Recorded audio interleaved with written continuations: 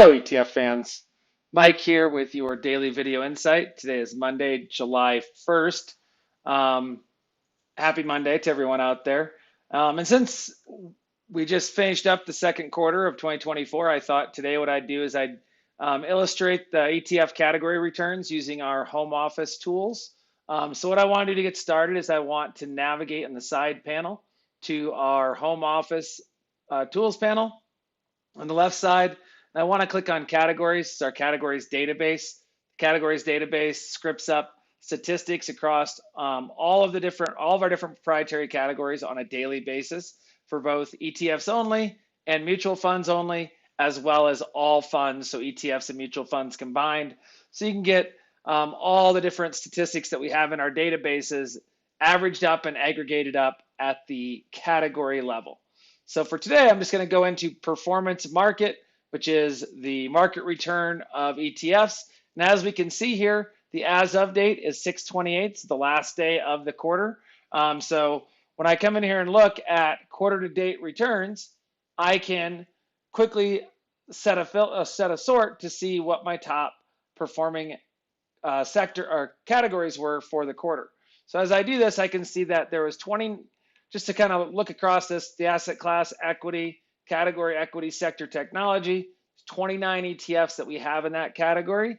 And I can see that the quarter to date return was 8.26%.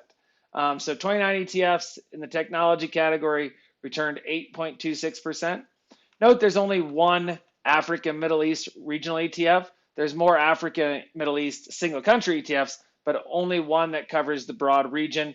Which was up 8% for the quarter. Precious metals was up 7.86% across 12 funds. Commodity focused precious metals, 18 funds there. Going to be your commodity silver and gold trust, mostly the physical and gold and silver, but there are some futures based products in there as well. And I can go down the list and see the returns of every category. If you wanted to make it a little bit more narrow it down to a certain asset class, I could set a filter, say simply on equity. Now I'm just looking at the equity asset classes, quarter to date returns here. And if I look at it from a worst performing perspective, I can see that the miscellaneous equity thematic, 9 funds there was down 20%. Can tell you that the vast majority ETFs in this category are cannabis ETFs, but there's some alcohol related, vice related type strategies in there as well. A little bit of a catch-all in the thematic space. Equity region Latin America had a tough quarter. The 3 broad-based strategies in Latin America were down 12%.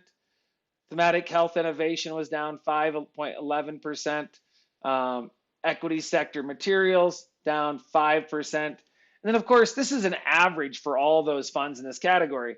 What's great about the categories database, if I want to see the top and bottom performings in a sector, the actual funds themselves, all I need to use is use the hyperlink on the category column. So I'm looking here at US small cap value, down 4.79% on average across those 29 funds. Let's see who the top and bottom performers were and what sort of divergence we had in those funds. I can simply click on this link here. It's going to load just those 29 small cap value ETFs into our database. So I'm now looking at all of those 29 funds. I can see the largest fund in the category is Vanguard Small Cap Value with 27 billion, Avantis US Small Cap Value 11 billion, iShares Russell 2000 Value 11 billion. But what I want to do is take a quick look at performance for this category. So again, I'll just change my data tab down to performance. And I can go in here and note this says 3 months. That would be quarter to date. But if you also always just wanted to see quarter to date, you could come into the column section and always add in that quarter to date return. So we can see now, obviously, quarter to date and 3 month as of today is the same. Starting tomorrow, they'll start to diverge because one will be point in time quarter to date, the other will be that rolling 3 month return. But looking at quarter to date, we can see the Pacer US Small Cap Cows 100 ETF was the worst performer in the category, down 11.18%, followed by small cap value and momentum down 7.5%, small cap 600 peer value down also down 7.5%, From a best performing perspective, not a single one of these funds in this category were up on the quarter.